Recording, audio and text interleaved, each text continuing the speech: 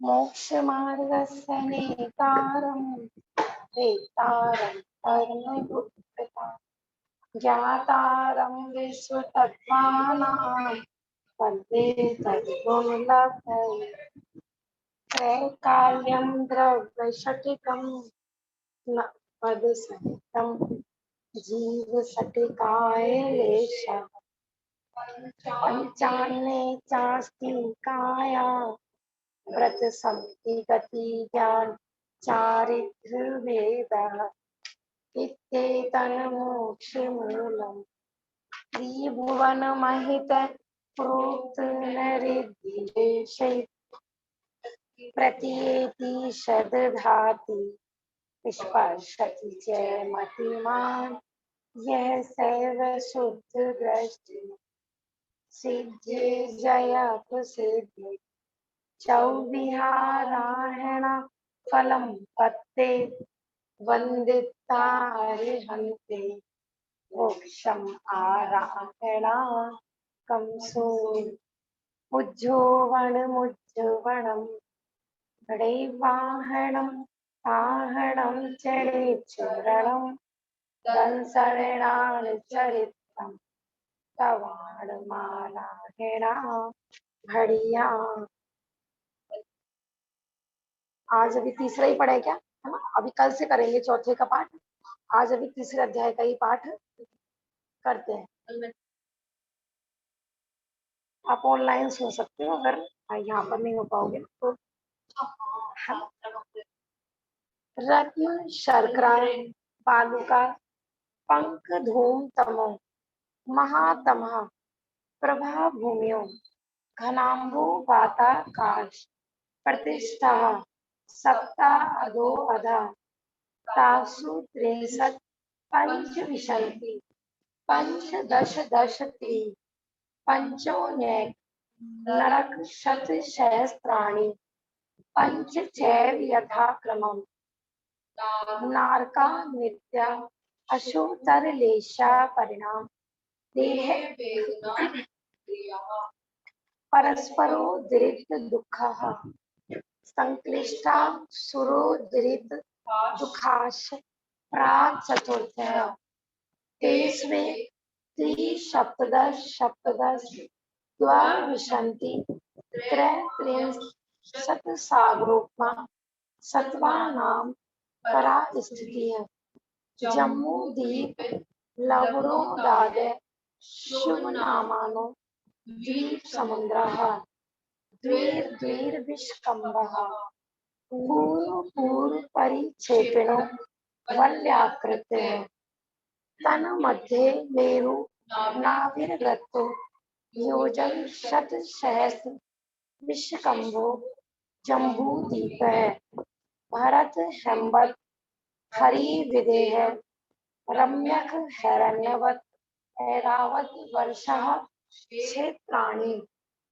तद्विभाजन पूर्वापरायता हिमवन महाहिमवन निषद नील रुक्मी शिखरणो वर्षधर पर्वतः हेमार्जुन तपनीय वैडूर्य रजत हेममयः मणि विचित्र पार्श्वा उपरि मूले च तुल्य विस्तारः पद्म महापद्म तिलिश्य केसी महापुंड्रिक पुंड्रिका हृदयस्तेषामुपरि प्रथमो योजन सहस्रा मस्त दर्द विश्वकम्भो हृदय दर्शि योजना अवगाह तन्मध्ये योजनम पुष्करम तद द्विगुणा हृदया पुष्कराणि च तन्ये वासिन्यो देव्य श्री धृति कीर्ति बुद्धि लक्ष्मी पल्योपम स्थित स सामानिक पारिसत्का गंगा सिंधु रोहिद्रोहितास्या हरिद्वरी कांता सीता सीतोदा नारी नर कांता स्वर्ण रूप्यकुला रक्ता रक्तोदः सरितस्य तन्मध्यगः द्योर्द्यो पूर्वः पूर्वगः शेषा स्त्वं परगः चतुर्दश नदी सहस्त्र परिवृत्ताः गंगा सिंधवाद्यो नद्यः भर्तः षट् विशन्ति पंच योजन शत विस्तारः षट् चैकोन विशन्ति भागा योजनस्य तद द्विगुण विस्तारा वर्षधर वर्षा विदेहांता उत्तरा दक्षिण तुल्याः भरत ऐरावत्यो वृद्धि हिरासो षट् समाभ्यामुत्सर्पिणीय अवसर्पिणीभ्यां ताभ्यां परा भूम्यो अवस्थिता एक द्वे त्रिपल्योपम स्थित्यो हेमवत्तक हारी वर्षक दैव कुर्वकः तथोत्तरः विदेशु संख्ये कालः भरतस्य विश्वकम्भो जम्बूद्वीपस्य नवतिशतभागः दीर्घाति खंडे पुष्करार्धे च प्राणमानुसोत्तरान् मनुष्यः आर्यामलेच्छासि भरत ऐरावत विधेय करम भूमियो अन्यत्र देवकुरु उत्तर कुरुभ्य नर्त स्थिति परापरे त्रिपल्योपम मांत्र मूर्ते त्रियज्ञो निजानां च। हाँ, ये वैसे तो हमारे सारे सूत्र हो गए थे, लेकिन हम कुछ विषय देखना था, जैसे लवण समुद्र का भी शेष रह गया था। सर्वप्रथम अपन उसी को ही देखते हैं। बेटा पीछे से ना जैन भूगोल ले लीजिए, जैन भूगोल भी होगा और ये तत्वार सार भी इसमें। हाँ हाँ, लाइट थोड़ा कम।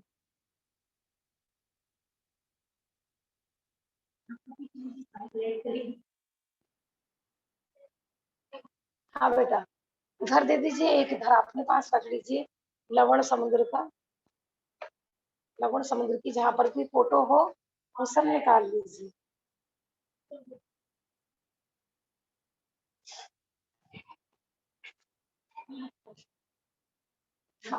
हमने देखिए, जब दूसरा हमने सबसे पहले द्वीप का नाम क्या पढ़ा था? जम्बू द्वीप पढ़ा था, ठीक है ना। तो जम्बू द्वीप को ही चारों तरफ घेरे हुए कौन सा समुद्र था? लवण समुद्र। मैंने वैसे तो देखो हमारा ये तीसरा अध्याय समाप्त हो गया है, लेकिन बीच में कुछ विषय एक दो छूट गए थे, तो वो अपन ले रहे हैं आज, ठीक है ना। इसलिए ग्रंथ में नहीं मिलेगा अभी। लवण समुद्र का फोटो जिसमें भी हो आप निकाल लीजिए। देखिए मैं ये वाला फोटो दिखा रही थी, ये वाला ना, बीच में जम्मू द्वीप है और इसको चारों तरफ लवण समुद्र घेरे हुए है। तो हमारी चर्चा यहाँ पर चल रही थी, इस लवण समुद्र के अंदर पाताल कलश बोलते हैं। क्या होते हैं? माने वो कलश के आकार में होते हैं, घड़े के आकार में होते हैं, इसलिए उनको पाताल कलश बोला जाता है। और ये बड़े बड़े होते हैं, एक एक लाख योजन इनकी चौड़ाई भी होती है, माने इतने बड़े बड़े। इसे देखो नक्शे में चार मोटे मोटे दिखा रखे हैं, इनके नाम भी लिखे हुए हैं। इसमें देख सकते हैं, ये दिखा रही है। अगर जिसके पास मोबाइल हो ना तो अपना मोबाइल भी खोल सकते हैं, क्योंकि ये यहाँ पर एक ही है मेरे पास ये वाली पुस्तक। पीडीएफ मैंने इस पे लगाई हुई है ना, तो आप अपनी पीडीएफ में देख सकते हैं। जिनके पास नहीं है वो यहाँ पर ऐसे देख सकते हैं। तो ये चार तो बड़े पाताल होते हैं, इनके नाम भी लिखे हुए हैं। यूप केशरी, बड़वा मुख, पाताल और कदम। ये हमारी चित्रा पृथ्वी, जो पहली पृथ्वी है ना, रत्न प्रभा, तो रत्न प्रभा पृथ्वी ना 16 भागों में डिवाइड है। सबसे पहली पृथ्वी का नाम होता है चित्रा पृथ्वी। चित्रा पृथ्वी के बाद ये पाताल प्रारंभ होते हैं। देखो जो लवण समुद्र है ना, तो वो मूल में कितना गहरा है? 1000 योजन, और 1000 योजन की होती है चित्रा पृथ्वी, ठीक है ना। लेकिन ये लवण समुद्र के जो मेन सतह है ना, उसके भी अंदर बने हुए हैं। माने लवण समुद्र कितना गहरा हो गया, 1000 योजन। उस 1000 योजन के बाद ये पाताल कलश उसके भी नीचे बने हुए हैं और ये पूरा नरक के भाग को छू रहे हैं, जहां नरक का पहला बिल प्रारंभ होता है जिसका नाम है सीमंतक बिल, उसको ये टच कर रहे हैं। इतने बड़े बड़े 4 बड़े पाताल कलश हैं। फिर इनकी विदिशा में 4 छोटे बना रखे हैं, ये बने हुए हैं ना, इसमें तो बिंदु के आकार में शो कर रखे हैं, तो इस तरीके से है। जो रेड कलर का दिखा रखा है ना, इस तरीके से, है ना, काइट होती है ना, काइट, इस तरीके से। बस इसमें ऊपर कोने नहीं है, नीचे कोने नहीं है, यानी कलश की जैसी शेप होती है। हाँ, और देखो बीच में फिर छोटे छोटे दिखा रखे हैं, वो सारे बिंदु बिंदु दिख रहे होंगे ना, यानी टोटल मिला के 1008 कलश होते हैं। हाँ, षटकोण जैसा होता है। हाँ, है ना, देखो इनके ये भी, इनको जो बड़े बड़े पाताल है उनको ज्येष्ठ पाताल कहा जाता है, जो बीच वाले हैं उनको मध्यम पाताल, जो भी दिशा में बने हुए हैं, और बाकी जो छोटे छोटे हैं उनको जघन्य पाताल कहा जाता है। इस तरीके से ये इसकी सब चीज दिखाई हुई है पूरा। इसका एक और फोटो मैं शेयर करती हूँ ना, उसमें थोड़ा और क्लियर होगा।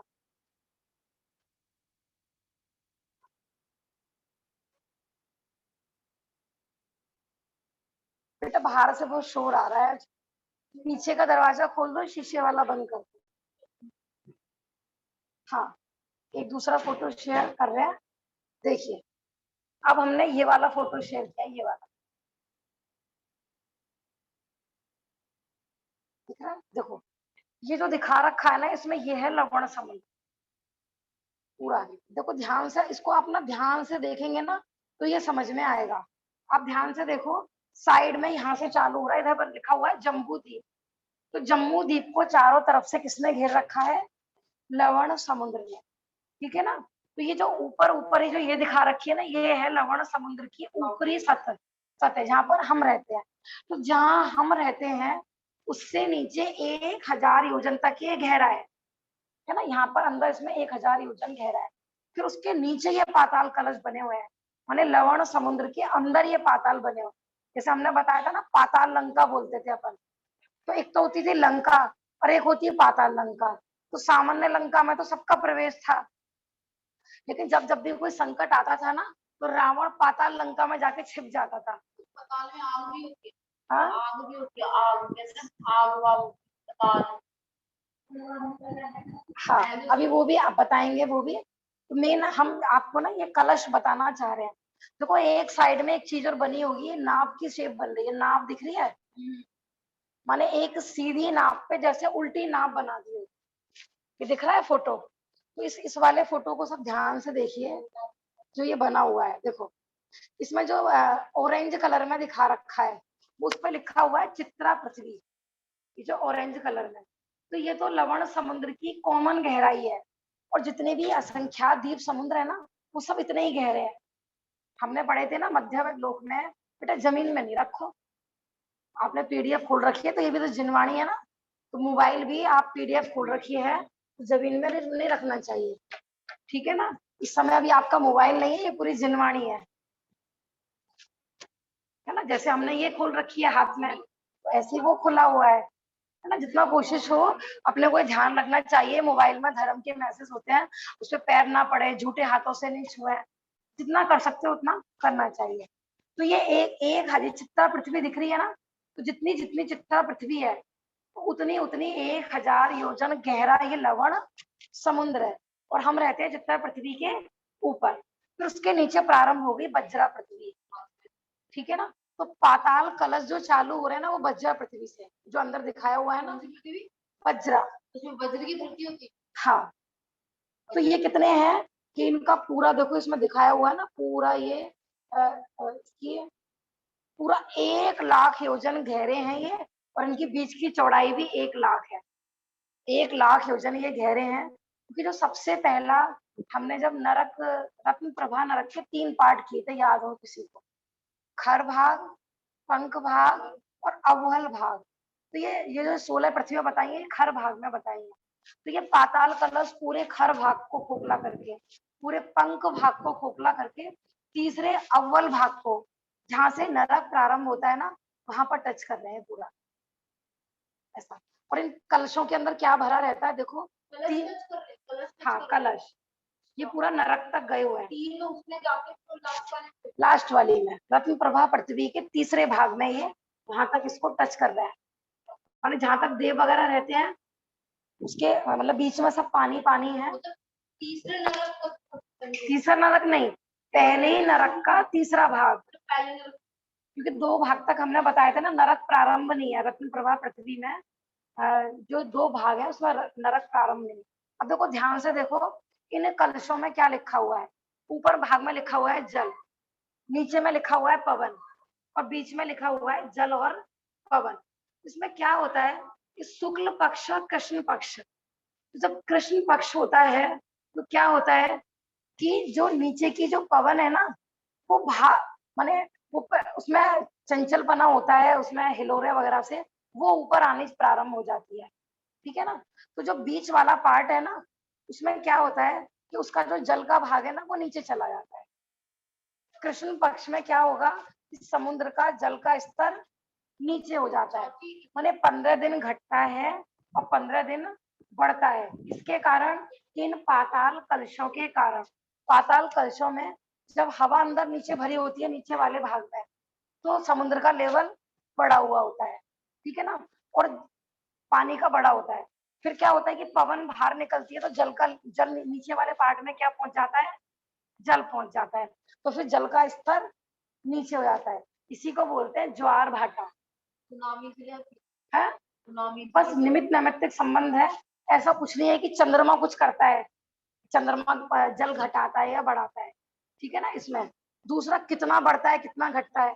अब देखो सामान्य सतह हमने क्या बताया कि 1000 योजन ये गहरा है, माने हम यहाँ खड़े हुए हैं 1000 योजन ये गहरा है। लेकिन इस समुद्र में एक विशेषता और है। क्या विशेषता है? इस नाव से देखो, ये समुद्र जितना नीचे गहरा है ना, ये ऊपर उछलता भी उतना ही है, क्योंकि वो जो हवा पानी का जो प्रेशर होता है ना, उसकी इसकी छींटे ना चंद्रमा तक जाती हैं। ये एक लौता समुद्र एक ऐसा है कि जिसमें एक तो पाताल कलश है, दूसरा जिसकी ऊंचाई भी है। जितने भी असंख्यात द्वीप समुद्र है, वहां पर समुद्रों में ऊंचाई नहीं दिखाई जाएगी कहीं पर। बस हम यहाँ पर हैं, गहराई होती है, समुद्र की ऊंचाई कौन सी होती है ना। लेकिन देखो इस समुद्र में ऊंचाई भी दिखाई गई है, देखो ये दिख रहा है ना, जितना नीचे दिखा रखा है उतना ही ऊंचा दिखा रखा है।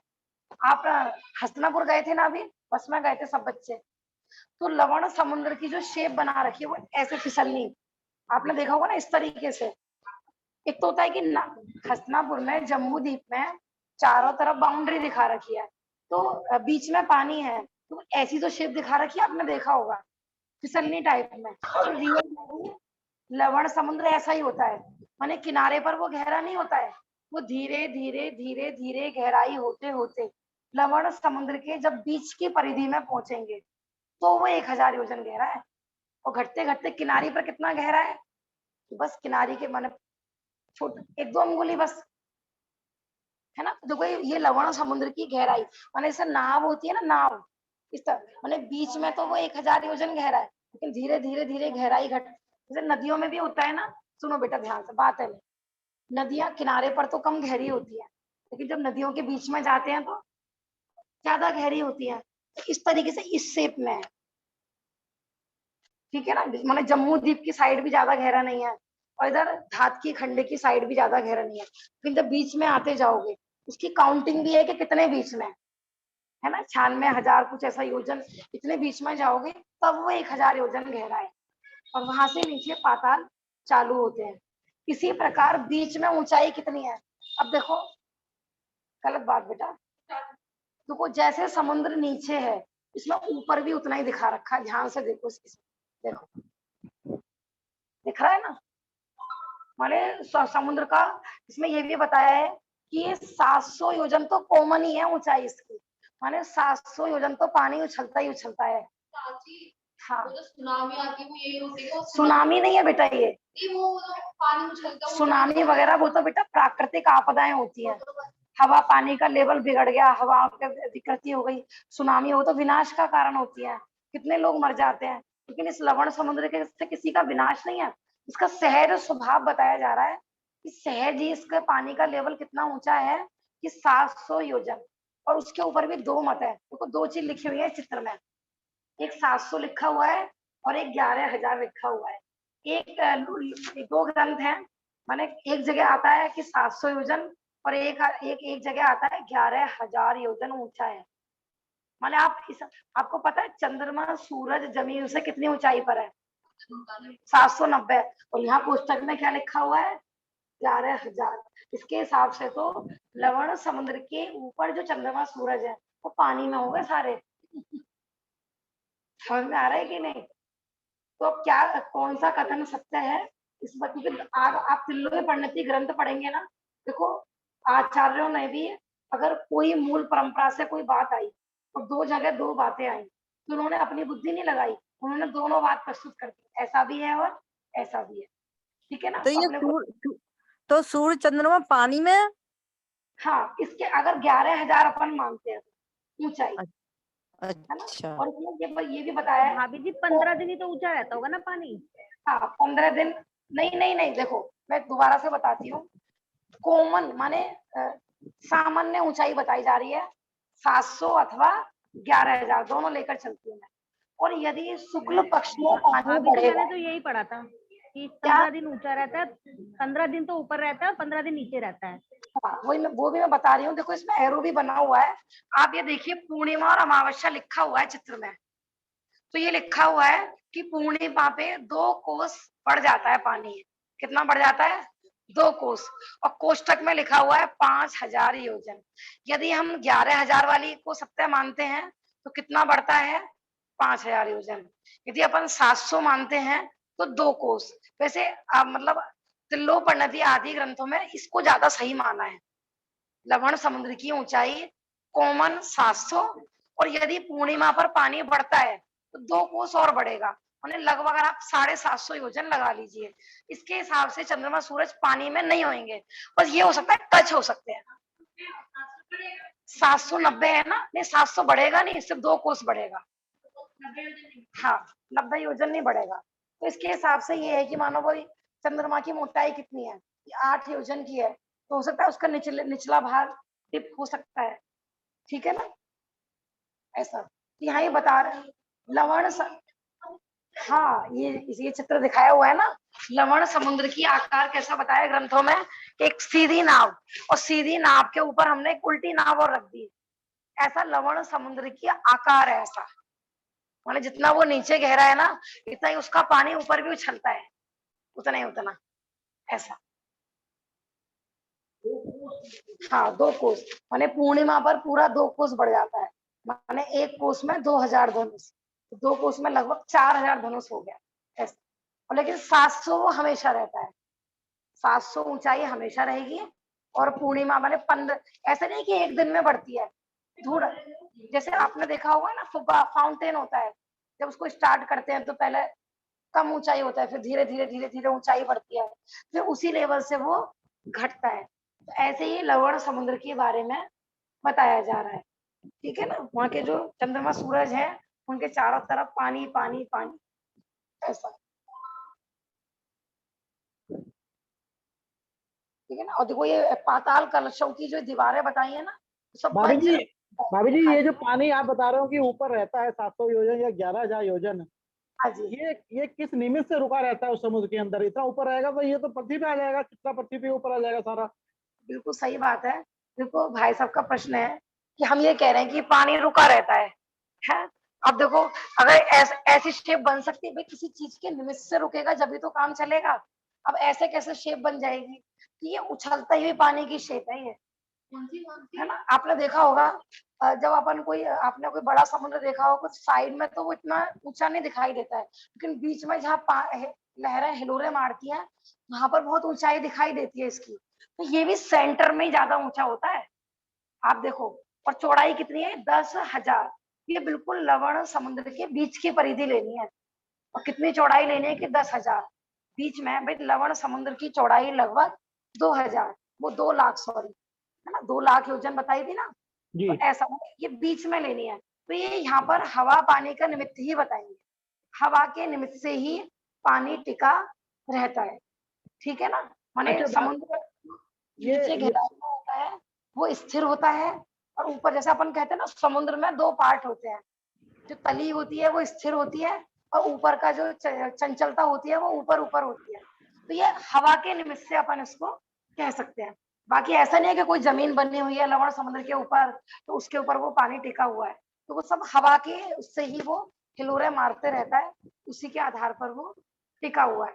इतना इतना भी आया है देखो इस लवण समुद्र में, माने इसकी माने इस पर हजारों नगरियां भी बताई हैं ऊपर, देवों के भवन बताए हैं।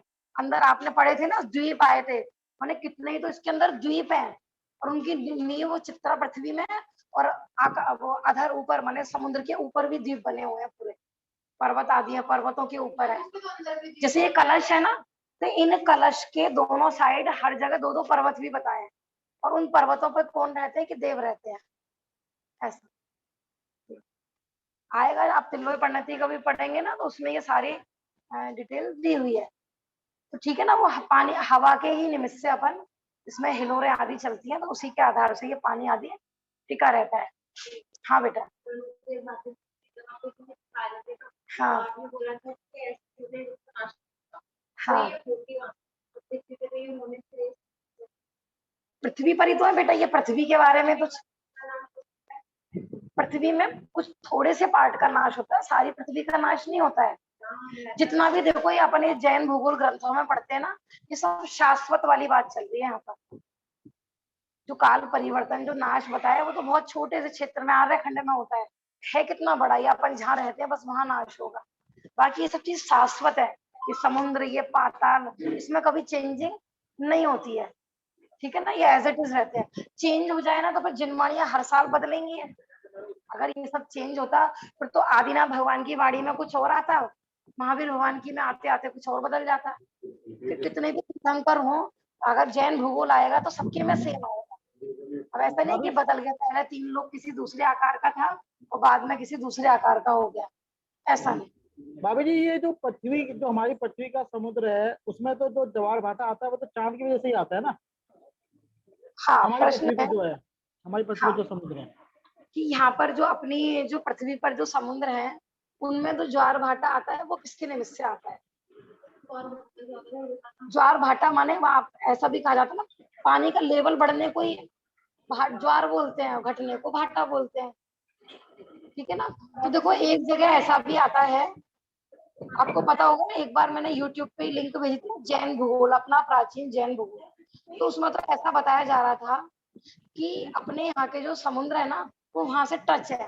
आपने नक्शे में देखा होगा कि अपना जो आर्य खंड है वो लवण समुद्र के कितने नजदीक है, तो उसमें उस वीडियो में तो ये दिखा रखा था पूरा। बाकी देखो ग्रंथ में तो ऐसा कुछ विशेष वर्णन आया नहीं है, क्योंकि ये सब शाश्वत वस्तुएं तो है नहीं, और जिनागम में जितना भी वर्णन है वो शाश्वत वस्तुओं का है। लेकिन मैं उस वीडियो के माध्यम से बता रही हूँ, उसमें ये लिखा हुआ था कि जितने भी यहाँ के समुद्र है ना वो किसी ना किसी रूप में वहां से टच है, तो वहां पानी का लेवल बढ़ता है, तो यहाँ मैंने जो जो समुद्र वहां लवण समुद्र से टच है उन्हीं में ज्वार भाटा आता है, बाकी में नहीं आता है। ऐसे आपने भी देखा होगा सारे समुद्रों में ज्वार भाटा नहीं आता है, आप देख लेना। सुनामी नहीं बेटा, आपने नहीं पढ़ा स्कूल की बुक में।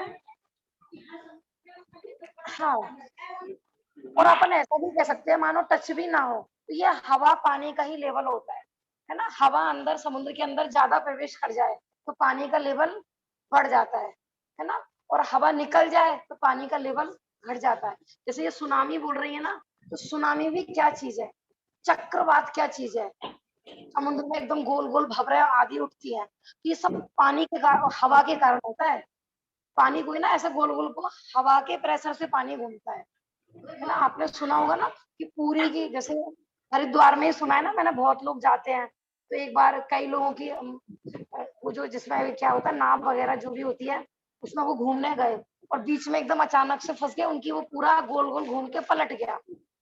तो आपने देखा होगा कि हाँ भंवर होती है ना, तो भंवर में एकदम घूमते घूमते सीधा नीचे तली तक ले जाती है वो, तो वो हवाई होती है, वो नीचे से ऊपर जो होती रहती है उसी के कारण ये सारी विकृतियां होती है, ठीक है ना। अब जैसे ये भूकंप आदि आते हैं, ये भी क्या है, पृथ्वी में नीचे खाली देखो जल भी भरा हुआ है, हवा भी भरी हुई है, तो ये सब हवा जल इनमें ही चंचलता होती है, उसी के कारण ये सब होती है। जितनी भी प्राकृतिक आपदाएं होती है ना, तो वो हवा पानी इन्हीं की विकृति होती है। अग्नि ज्वालामुखी किसकी विकृति है? ये हवा के प्रेशर से नीचे जो अग्नि अग्नि का एक उत्पन्न हो गए थे वो फूटते हैं एकदम, और वो बिना हवा के नहीं फूटेगा ज्वालामुखी, फूटेगा वो हवा के प्रेशर से। तो ये समुद्र आदि में जो जो भी होता है ना, ये सब हवा पानी हवा आदि की वजह से होता है। वहाँ पे होता है। हाँ। तो पता है कि तो नरक है ना, तो उसका सब नरक में भी होता है। आपने देखा नहीं नरक कितना नीचे है? नहीं मतलब है तो वो जमीन के नीचे, मतलब कुछ असर होता है उसपे? बेटा जमीन भी छोटी मोटी जमीन नहीं है, नहीं, पूरी जिंदगी खोदने में लगे रहो ना तो भी माने तुम चित्रा पृथ्वी भी नहीं, पता है आपको आज जिस पर हम रह रहे हैं ना, हम चित्रा पृथ्वी से भी बहुत ऊपर रह रहे हैं अभी। अभी तो आप चित्रा पृथ्वी निकाल के दिखा दो, किसी साइंटिस्ट में पावर नहीं है कि चित्रा पृथ्वी की सतह पर भी पहुंच जाए। पहली बार ये। चित्रा पृथ्वी सबसे पहली वाली है, और हम कहते हैं अपन चित्रा पृथ्वी पर रहते हैं, लेकिन हम चित्रा पृथ्वी से भी हजार काफी माने हजार की बताइए, लगभग 1000 योजन की वो परत अब भी बन चुकी है, उसके ऊपर पहुंच ही नहीं सकते इंसान। पहुंच ही नहीं सकते। आज कितनी भी खुदाई कर लो, लोग वीडियो डालते हैं तरह तरह की, भी नरक तक पहुंच गए, नरक का गड्ढा मिल गया, पॉसिबल ही नहीं है नरक का गड्ढा मिलना।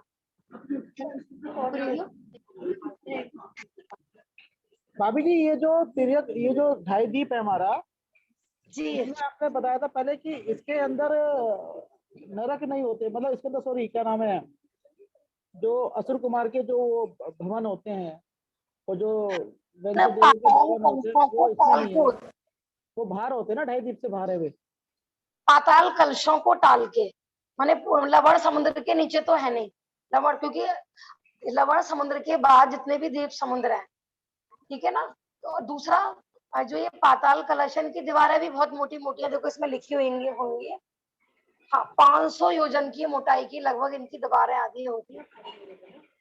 तो जहाँ अपन रह रहे हैं हमारे नीचे मंदिर आदि नहीं है, माने उसको लांग कर ही अकृत्रिम चैताल्य बने हुए हैं भवन वासियों के और व्यंतर आदि के, ऐसा। तो ये 2.5 द्वीप के बाहर बने हैं कई। हाँ जी। तो फिर हम ये कह रहे हैं कि ये जो पाताल कलश है उनको टच कर रहे हैं नरकों को, जबकि ये तो लवण समुद्र है, इसके बाद घाटी खंड है, फिर इसके बाद कालोदशी समुद्र है, फिर वो हाँ आएगा पुष्कर द्वीप, उसके बाद आएगा, तो ये टच कैसे कर रहा होगा नरकों को? बीच में तो काफी गैप रह गया। उसके बीच में ना काफी गैपिंग भी है। अच्छा। ये महीने के पाताल कलश है, क्योंकि 1 लाख मैंने पूरा ये लवण समुद्र के बीच में है ये पूरा। बीच में है ये। हाँ लेकिन अब ऐसा ही आता है कि उसको लांग कर ही भवन आदि बने हुए हैं, बीच बीच में लेयर्स भी होती है वायु और पृथ्वी होती है, ठीक है ना, ठीक है। तो ऐसा टच नहीं होता है। बाकी कालोदधी समुद्र तो सिर्फ 1000 योजन गहरा है ना, फिर धातकी खंड, और उसके बाद पुष्करवर द्वीप है, फिर बाकी जितने भी समुद्र है सब 1000 योजन भी गहरे हैं। जब अकृत्रिम चैतालों का वर्णन आएगा तो वहाँ ये वर्णन आएगा कि अकृत्रिम चैताल हमारे नीचे कहाँ से प्रारंभ हुए हैं, ठीक है ना, ऐसा। ये हो गया ना। अब अपन और क्या विषय रह गया था हमारा, एक हम कह रहे थे रुचकवर पर्वत का, ठीक है ना। एक और फोटो शेयर करते हैं, इस वाली किताब में 4, 6, 7 पेज पर है, पतवार सार में।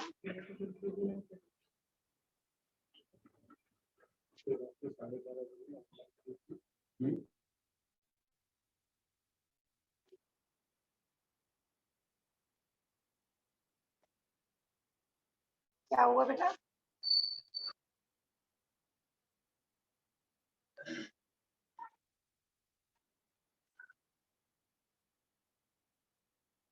रुचकवर, हाँ ये वाला फोटो है, देखिए रुचकवर द्वीप, 13वें नंबर का द्वीप है रुचकवर द्वीप। तो एक दिन प्रश्न चल रहा था ना कि पंच कल्याणकों में जो देवियां आती हैं तो वो कहाँ कहाँ रहती है। देखो हमने वैसे तो कॉमन पंच कल्याणक में क्या सुना है, एक तो अष्ट देवी बनती हैं और एक 56 कुमारी बनती है, लेकिन जब हमने जम्मू द्वीप का वर्णन पढ़ा था तो जम्मू द्वीप के अंदर हमने पढ़े थे सट कुलाचल, ठीक है ना। तो वहां पर बताई थी सारी देवियां, श्री हिरी धति कीर्ति बुद्धि लक्ष्मी, तो 6 तो वहां पर डिटेल आई थी, बाकी सारी रुचकवर द्वीप में भी बताई गई। देखो कुलाचल खाली जम्बू द्वीप में ही है ऐसा भी नहीं है ना। जम्बू द्वीप से दुगने कहाँ पर है, घातकी खंड में, और उससे उतने ही फिर कितने हैं पुष्करार्ध में। तो वहां पर भी दिक् कुमारियां बताई गई हैं, लेकिन ऐसे आगम में पर्टिकुलर लिखा हुआ नहीं है कि वो भगवान के पंचकल्याणक में आती है। लेकिन जब यहाँ के सटकुचल कुलाचल वाली आती हैं तो वहां की भी आती ही होंगी। लेकिन 56 कुमारियों के बारे में देखो, ये जो रुचकवर द्वीप है, रुचकवर द्वीप में इसमें टोटल 40 के बारे में वर्णन आया है। इस रुचकवर द्वीप में 40 देवियों के बारे में वर्णन आया है।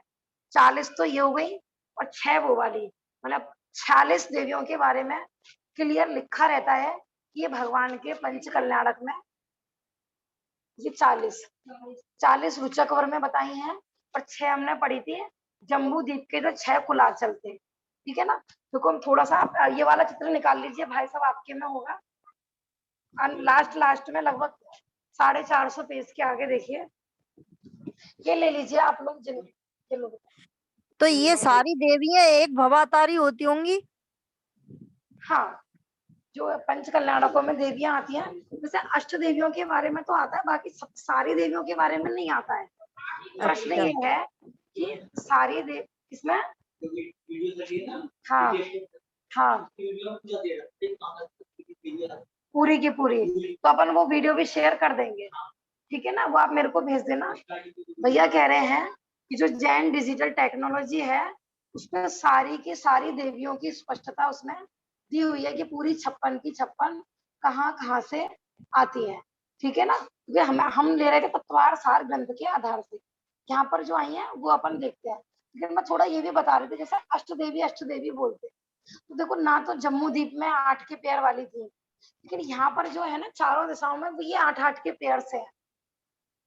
जैसे किसी भी कार्य कुछ करती है ना, जैसे देखो ये सबसे ऊपर लिखा हुआ है 8 देवियां चवर धारण करती है, माने वो माता के ऊपर क्या काम करती है, चवर। मिल गया आपको, चित्र मिल गया, चवर ढोने का कार्य करती है।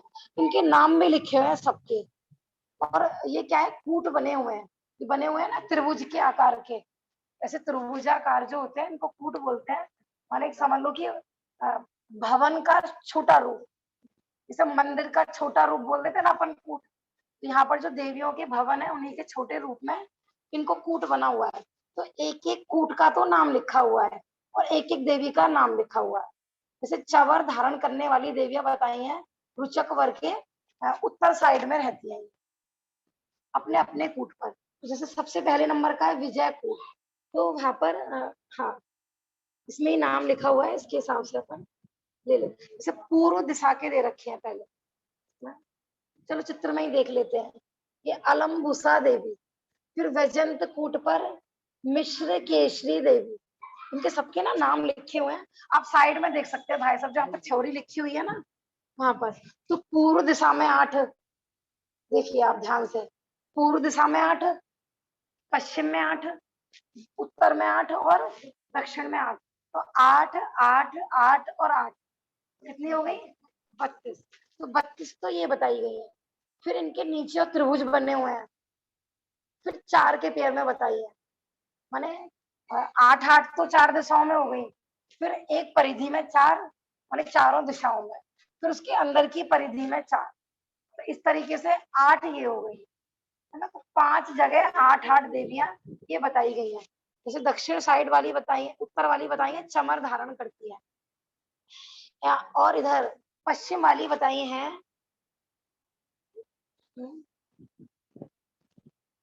हाँ इसमें ना थोड़ा धुंधला लिख रहा है इसमें, छत्र धारण करती है। आपके वाले चित्र में साफ है, दिखाइए। छत्र हाँ छत्र धारण करती है, हाँ इस वाले चित्र में बिल्कुल साफ दिया हुआ है। हाँ ठीक है ना। पश्चिम दिशा की जो देवियां हैं वो छत्र माने जो तीर्थंकर की माता होती है उनके ऊपर छत्र लेकर खड़ी रहती है। देखो जहां पर 3 लोक के नाथ का जन्म होने वाला है उसके माने माता की सेवा में स्वर्ग की देवी यहाँ पर स्वर्ग के लिए मरते हैं, और वो किसको पूज्य मान रही है, तीर्थंकर की माता है ना। महापुरुष जहां जहां उत्पन्न होते हैं वहां का क्षेत्र, वहां का घर, वहां की एक एक वस्तु पूजने हो जाती है।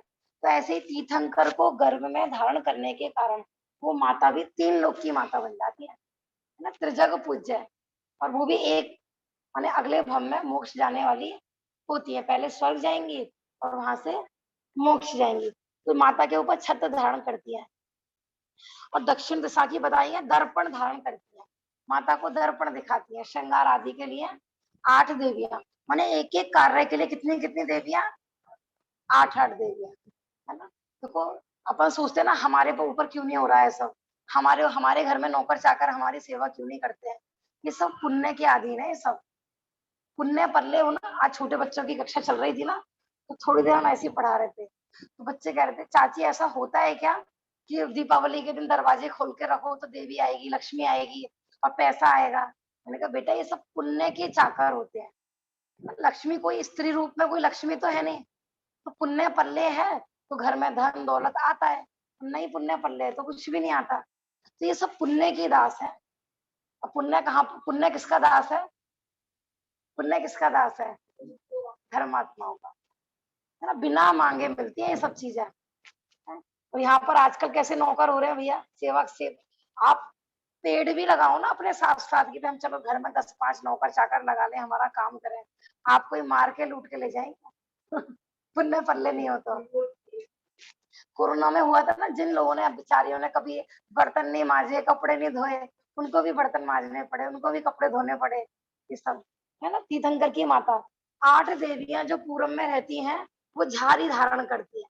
जैसे कलश होता है ना, तो झारी उसको बोलते हैं जो कलश में ऐसे आगे जो जैसे शांति धारा जिससे की जाती है उसको झारी। मैंने माता का अभिषेक आदि कराना है, उनको नवन आदि कराना है उनका। तो ऐसे 8 देवियां ये माता के कार्यों में लगी रहती है। फिर 4 और दिखाएंगे। देखो, तीर्थंकर के जन्म कल्याणक पर दिशाओं को निर्मल करने वाली। तो तीर्थंकर का जन्म होगा तो सारी माने माता के आसपास की सब दिशाओं को कैसे कर देंगी निर्मल। कहीं ऐसा नहीं है कि बादल गरज रहे हैं, है ना, कहीं मतलब बादल बिल्कुल साफ, दिशाएं चारों तरफ से निर्मल। और बाकी की 4, हाँ, तीर्थंकर के जन्म कल्याणक पर जात कर्म करने वाली, है ना, एज ए नर्स या लेडी डॉक्टर, है ना। मैंने भगवान का जब जन्म होता है तो ये 8 उनका जात कर्म करती हैं, माने उनका प्रसूति आदि का कार्य सारा ये करती है। इस तरीके से ये देखो स्वर्ग की देवियां है। अपन देव, देखो देव गति के देव भी किसके दास हो रहे हैं यहाँ पर, मनुष्य, स्वर्ग के, माने जबकि ज्यादा वैभव रखती है सारी। देखो एक एक इनका ये जो कूट दिखाए हुए ना, यहाँ तो हमने छोटी छोटी झोंपड़ी जैसी देख रहा है, जैसे कोई तंबू जैसे होंगे, ये तंबू वंबू नहीं है, ये बहुत बड़े बड़े महल है। समझ में आ रहा है ना, इनकी भी अब अवगाहना वगैरह पढ़ोगे सारा, तो ऐसी ये सारी माने ये टोटल इसमें बताई हुई है लगभग 40, ठीक है ना।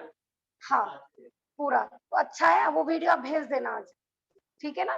जो उस वीडियो के माध्यम से आपको पूरी की 56 की 56, पता है मेरू पर्वत में भी बताई है। इन सबको बोलते हैं दिक्क कुमारियां। ये कुमारी होती है एक तरह से ब्रह्मचारिणी होती है, इनके देव नहीं होती है जितनी भी चाहे 8 है और चाहे 56 है, तो इनके कोई देव, हाँ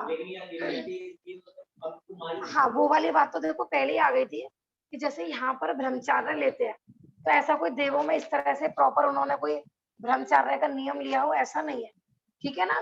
ये स्वभाव से ही अकेली उत्पन्न होती है, इनके जोड़े के कोई देव नहीं होते हैं, लेकिन देव इनके अंडर में रहते हैं, है ना, आएगा सारा वर्णन। जैसे लोकांतिक देव ब्रह्मचारी होते हैं। हाँ बिल्कुल लोकांतिक देवों की तरह ही। हाँ तो फिर ये भी एक भवातारी होती होंगी। हाँ नहीं, एक अब अवतारी का कंपल्सरी नहीं आया है, लोकांतिक देवों का तो कंफर्म है एक भवातारी का। हाँ उनका लेकिन तो पर ये लेकिन भगवान तो उसमें जाती है तो मेरे ख्याल से एक ही भवातारी होती होंगी। नहीं देखो अनुमान से अपन कह सकते हैं, लेकिन आगम में ऐसे क्लियर कहीं पर नहीं आया कि सारी की सारी देवियां एक भवातारी होती है ना। क्योंकि वो आता है ना दक्षिण, देखो स्वर्ग के देवों के बारे में सर्वासिद्धि वालों के में आता है कि एक भवातारी होते हैं, लोकांतिक देवों के बारे में आता है एक भवातारी होते हैं, सौधर्म इंद्र के लोकपाल होते हैं वो एक भवातारी होते हैं, स्वर्ग के जी भी उसी एक भवातारी होती है। सारी सखी इंद्राणी एक भवातारी होती है। और ऐसा भी आता है कि 16 स्वर्गों के कितने इंद्र, 12 इंद्र होते हैं। देखो ये भी पंच कल्याणक में इंद्र कितने बनाते हैं, 16 स्वर्गों के 16 इंद्र। लेकिन 16 स्वर्गों के 16 इंद्र नहीं होते हैं, 16 स्वर्गों के 12 इंद्र होते हैं। तो 12 में से 6 इंद्र जो स्वर्ग होते हैं ना वो पेयर में होते हैं। जब अपन देवगति का वर्णन पढ़ेंगे ना तो दो दो स्वर्ग चलते हैं, सौधर्म, ईशान, सानत कुमार, महेंद्र, ब्रह्म, ब्रह्मोत्तर, ऐसे दो दो के पेयर में चलते हैं। तो दक्षिण साइड के हैं, तो सबसे पहला नंबर है सौधर्म स्वर्ग का, तो वो हो गया दक्षिण का स्वर्ग। तो दक्षिण साइड के जो इंद्र है ना 6, वो सारे एक भवातारी होते हैं। माने ईशान इंद्र एक भवातारी नहीं होता है, सौधर्म इंद्र एक भवातारी होता है। ऐसे सानत और महेंद्र, तो सानत इंद्र एक भवातारी होता है, महेंद्र एक एक भवातारी नहीं होता है। दक्षिण साइड के सारे इंद्र एक भवातारी होते हैं, उत्तर साइड के की गारंटी नहीं है, बाद में वो मुक्त, वैसे तो ईशान आदि भी जाते ही होंगे, लेकिन एक भवातारी की बात चल रही थी ऐसा। भाभी जी, जहाँ दो स्वर्गों में एक ही इंद्र होता है, जैसे शुक्र महाशुक्र में महाशुक्र होता है, तो उसको भी क्या दक्षिण इंद्र मानेंगे या उत्तर इंद्र मानेंगे उसको? उसमें ऐसा आया है कि जैसे बीच के 8 है ना, 8 के 4 हाँ। बताए, जी। तो पहले वाला दक्षिण का बताया है, दूसरे में उत्तर का बताया है। अच्छा। जैसे ब्रह्म और ब्रह्मोत्तर, तो ब्रह्म में नहीं है, ब्रह्मोत्तर में है, तो ब्रह्मोत्तर हो गया उत्तर में, तो वो एक भवातारी नहीं होगा ऐसा। माने अगर वो दक्षिण में उसका रहता है वो, तो एक भवातारी है, नहीं तो नहीं ऐसा। ठीक। ठीक है ना, और भी कोई वो बेटा वीडियो जरूर भेज देना, ठीक भाभी है ना। जी, ये रुचक वर में कितनी देवियां रहती है? टोटल 48 है कि 40 है इसमें? 40 आई है रुचक वर्ग में, टोटल 40 बताई है। 8 8 8 4 दिशाओं में 32 हो गई, और 8 हाँ। का ये 4 अलग बताई है। ठीक है ना, चमर धारण करती है, छत्र धारण करती है, दर्पण, जैसे भजन भी पढ़ते हैं ना अपन, कोई माता को सजाओ जी, माता का नवन कराओ जी, ये सब कार्य है। माने देखो तीर्थंकर का तो सब कुछ देव करते ही हैं, करके माता सारी देवियां आदि करती हैं। और अष्ट देवियों के बारे में तो ऐसा भी आता है कि वो बहुत माने धार्मिक चर्चा भी चलती है उनसे, माता की गुण माने पूरा तात्विक चर्चा, जिसका मतलब उन देवियों को भी तत्व ज्ञान होता होगा है तरीके से। तो ये 56 कैसे हो गई फिर? ये बाकी 16 कहाँ से हुई है? हाँ, बाकी और भी जो बीच के हैं जो मेरू वगैरह है ना, वहां पर रहती है, जो पंच मेरू है ना, वहां पर भी बताई है दिक कुमारियां, जैसे 80 कूट बताए हैं। ठीक है ना, तो वो हाँ इसमें हाँ। मेरे चित्र नहीं था, तो हम वीडियो भेजेंगे, आप उससे देख सकते हैं। ठीक है। ठीक है ना, इसमें चित्र नहीं था और इसमें डिटेल भी नहीं है इसकी। ठीक है ना, तत्वार सार में। हाँ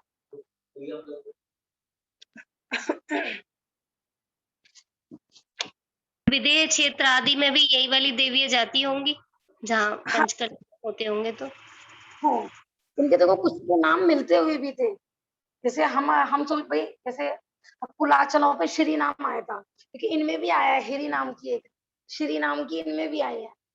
ठीक है ना, तो नाम भी रिपीट हो सकते हैं, ऐसा नहीं है कि एक नाम की एक ही देवी होगी। ठीक है ना, अन्य अन्य स्वर्गों में रहने वाली थी ऐसा।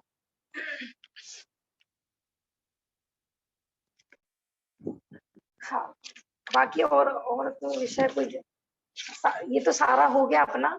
बाकी एक प्रश्न आया था, पहले अपन उसको ले लेते हैं। ठीक है ना,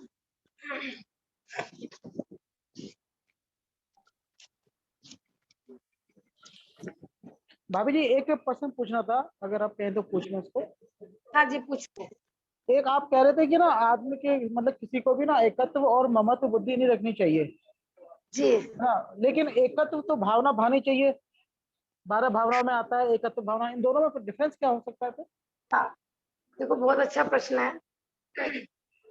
अपन कहते हैं ना कि भाई एकत्व बुद्धि नहीं करनी चाहिए, ममत्व बुद्धि नहीं करनी चाहिए, क्योंकि अपन कहते हैं एकत्व भावना भानी चाहिए। तो एकत्व भावना और एकत्व बुद्धि, दोनों में जमीन आसमान का अंतर है ना। जब अपन कहते हैं ना एकत्व बुद्धि, तो एकत्व बुद्धि माने वहां पर पदार्थों को मैं मानना है ना। जैसे हम, कौन कहता है हमें कोई आवाज लगाए, तो हम शरीर को ही तो मैं समझते हैं। कोई कहे हे आत्मन, तो हम आत्मा के नाम से सुनते हैं, और शरीर के नाम को कोई पुकारे तो कितनी जल्दी सुनते हैं अपन।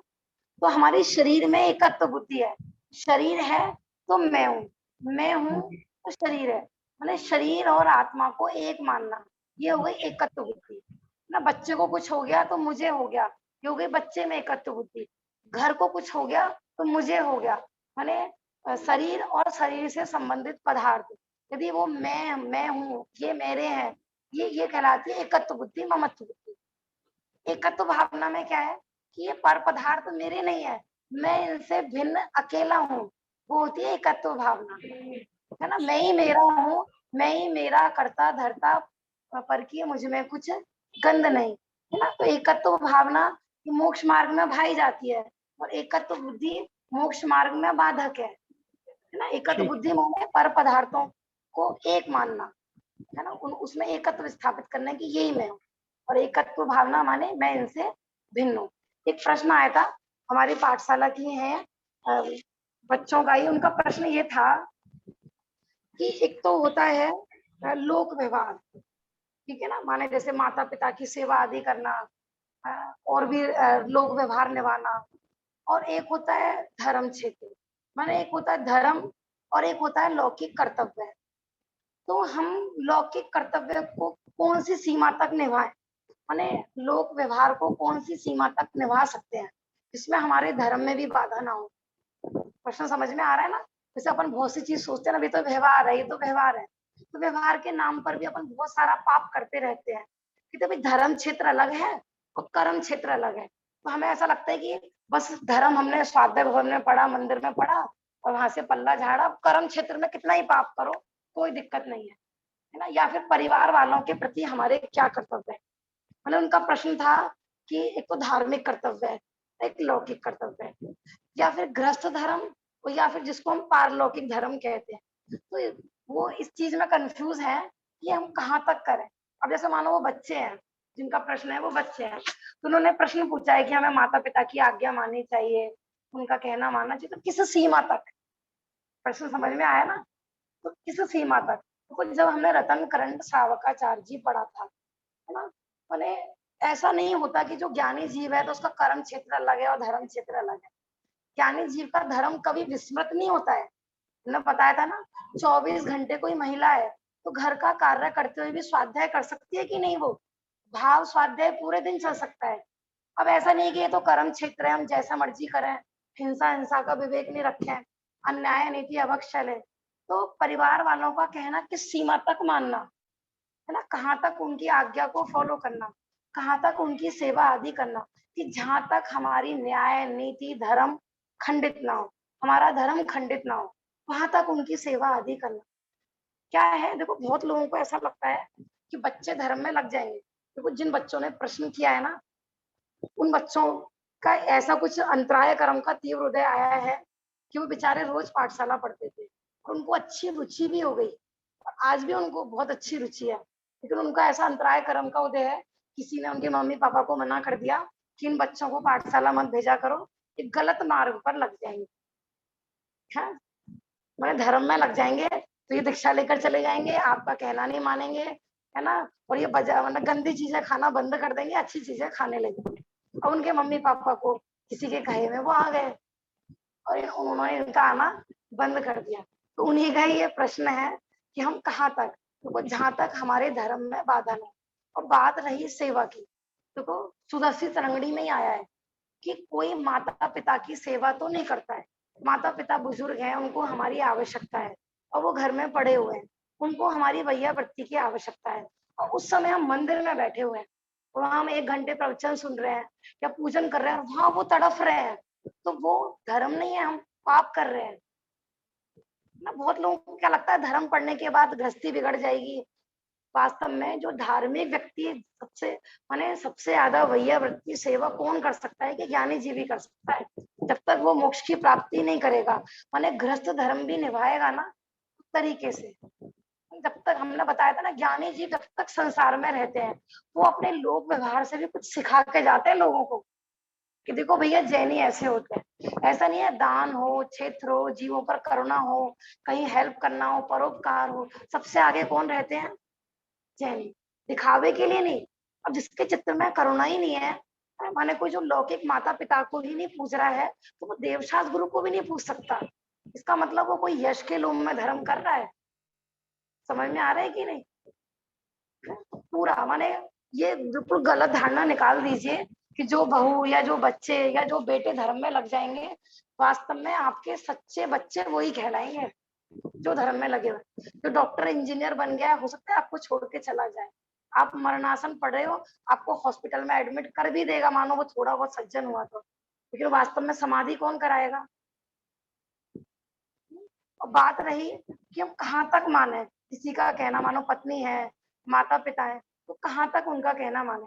मानो वो हमसे कहें कि भी अंडे खाओ, आप स्वस्थ हो जाओगे, तो उनका कहना मान लेना चाहिए। है ना? तो जहां तक हमारी न्याय नीति माने ये खंडित ना हो, है ना, पुत्र का कहना या पुत्र है तो माता पिता का कहना माने, हाँ हाँ, है ना, वो राजा की कहानी है ना कि उनने अपने बेटे से कहा था कि बेटे मेरे लिए खून की बावड़ी का इंतजाम करो।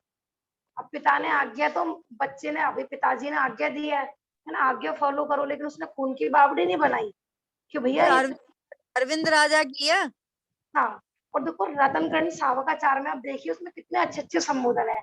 हे मेरे परिवार वालों, आपसे मेरा संयोग हुआ है, तो जितना हमें पुण्य प्रमाण मिला है भैया इसी में अपना जीवन चलाओ। मैं आपके लिए अन्याय नीति करके नहीं लाऊंगा, है ना। वो कहे कि भैया मुझे तो अब पत्नी की मानो आमदनी है कम, और पत्नी कह रही है कि मुझे तो 9 लाख ही चाहिए। अब ये कि किसी के घर में चोरी चकारी करके लाए हो, पत्नी कह रही है तो नहीं, क्योंकि पाप का फल तो हमें भोगना पड़ेगा ना। समझ में आ रहा है कि नहीं? अब कल को मतलब अपन नरक में दुख भोगेंगे, तो कौन कौन सहभागी बनेगा हमारा? सबको अपने अपने पाप का बंद होता है। देखो वो जो बच्चे हैं ना अभी लाइव नहीं देख रहे हैं उनका, देखो इससे ना हमें अपना प्रमाद छोड़ना चाहिए। आज हमें कोई रोक टोक नहीं रहा है, हम जितना चाहें उतना आगे बढ़ सकते हैं धर्म में, लेकिन ऐसी पराधीनता ऐसा अंतराय कर्म के उदय आ जाते हैं कि वो परिवार के अधीन है, उन्हें अपनी मर्जी से पाठशाला नहीं पढ़ सकते, अपनी मर्जी से स्वाध्याय नहीं कर सकते। तो हमें टाइम मिला है, हमारा अभी इस समय अंतराय कर्म का मंद उदय है, तो इसका समय का फायदा उठाना चाहिए। समझ में आ रहा है ना? तो किसी की भी सेवा हो, माता पिता की हो, वो सब माने न्याय नीति खंडित ना हो, अन्याय अनीति अवक्ष का पोषण ना हो, वहां तक हमें पूरे परिवार वाले हों, रिश्तेदार हों, कुटुंबी हों, सबके प्रति अपने कर्तव्य का पालन करना ही चाहिए। नहीं तो पता है जग हसाई होगी। भाई तो भूखा मर रहा है और दूसरा भाई मंदिर बनवा रहा है, कितना कि 1 करोड़ का, लोग क्या कहेंगे? और वो जो जो भाई गरीब है वो कभी धर्म में लग पाएगा? कभी भी नहीं लग पाएगा। लगा लगा लो माता पिता वृद्धाश्रम में बैठे हैं और बेटा बहुत बड़े अच्छे महल में रहता है, चाहे वो कितना ही प्रवचन सुनता होगा, कितना ही वो प्रवचन करता होगा, उसको कोई कहेगा धार्मिक? है ना। तो ये सब लोग देखो समाधि मरण के प्रसंग में आया था जब रतनकर्ण सावकाचार्य ग्रंथ बहुत अच्छा है इस मामले में। माने हम ग्रस्त धर्म और लोक व्यवहार ये सब चीजें माने हमारा धर्म भी खंडित ना हो और अपन शांति से जीवन यापन कैसे करें, उसमें सारा वर्णन आया था पूरा। ये माने हमारे पास पैसा है, कोई बहन बेटी है, कोई गरीब है ना, किसी पे माने सबको संतुष्ट करके तब समाधि लेता है वो। अब आपका प्रश्न आएगा इस जगत को तो संतुष्ट हम कर नहीं सकते, तो वो उनके अधीन है, उन्हें हम अपने पूरे कर्तव्य का पालन करें, बाकी वहां से फल क्या आता है ये भी मत देखो। आजकल क्या है, लोग इतना सा करेंगे फल इतना चाहेंगे, मतलब मम्मी पापा का इतना सा काम करना है तो वो मेरी 1 घंटा बैठ के तारीफ करें तो हम करेंगे। आजकल बच्चों में भी ये प्रॉब्लम हो गई है, हमने इतना किया, हमें पुचकारा तो है नहीं, कभी नहीं कहते मम्मी पापा की हाँ बेटा शाबाश। पहले मम्मी पापा कभी शाबाश नहीं बोलते थे बच्चों से, कितना ही कर लो, हाँ तुमने कर लिया होगा बहुत, नहीं तुम बन रहे कलेक्टर, ऐसा सुनने को मिलता था। कुछ कहता नहीं है।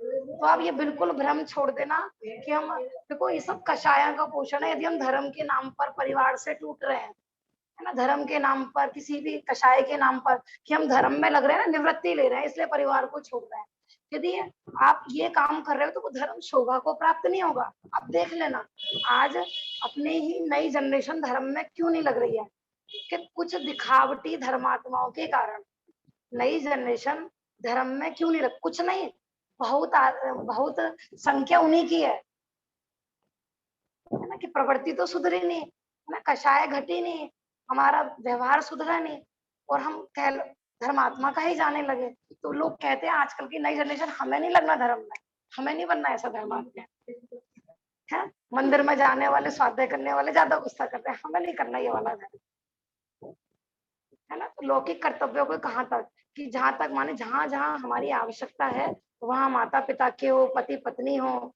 बच्चे हो। अब प्रश्न ये, अब देखो आपकी विशुद्धि ज्यादा बढ़ जाती है, ठीक है ना। आप कोई सोचे कि मुझे निवृत्ति लेनी है, दीक्षा लेनी है ना, और घर में मेरी आवश्यकता है, क्योंकि जिसकी विशुद्धि बढ़ जाती है ना वो ये चीज भी नहीं देखेगा। माने जो लोक व्यवहार से ऊपर उठ गया, माने घर में ही संतान है तो भी उसका टीका करके निकल जाते हैं। तो आपकी भूमिका इतनी बढ़ जाए, है ना, कषाय घट जाए, तो आप दीक्षा लेकर चले जाना, आपकी कोई कर्तव्य नहीं है घर वालों के। हाँ, हाँ।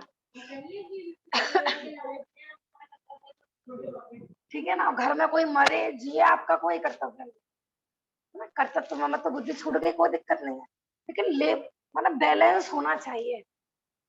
माने हमारी कषाय तो पूरी है, लेकिन हम कर्तव्य नहीं निभाने के नाम पर हम धर्म की आड़ में करते हैं। सारे कहते हैं कि नहीं हम तो धर्म कर रहे थे इसलिए नहीं करा हमने, तो हम तो धर्म कर रहे थे। पलायनवादी इसको बोलते हैं, ठीक है ना।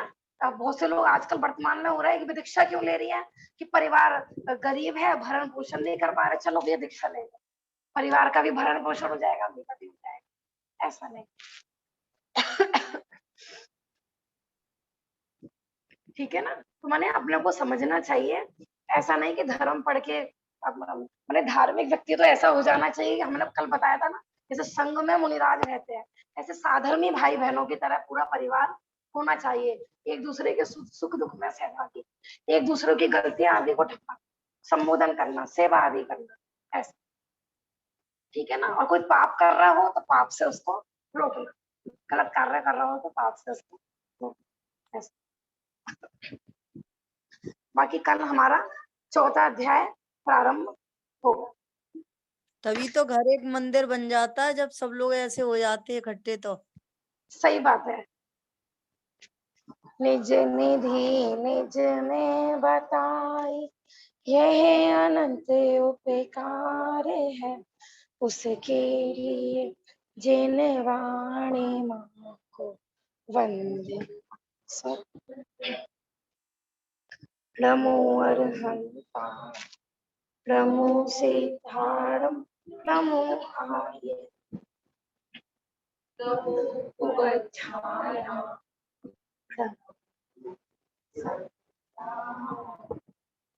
बोलो जिनवाणी माता की जय, महान जैन धर्म की जय।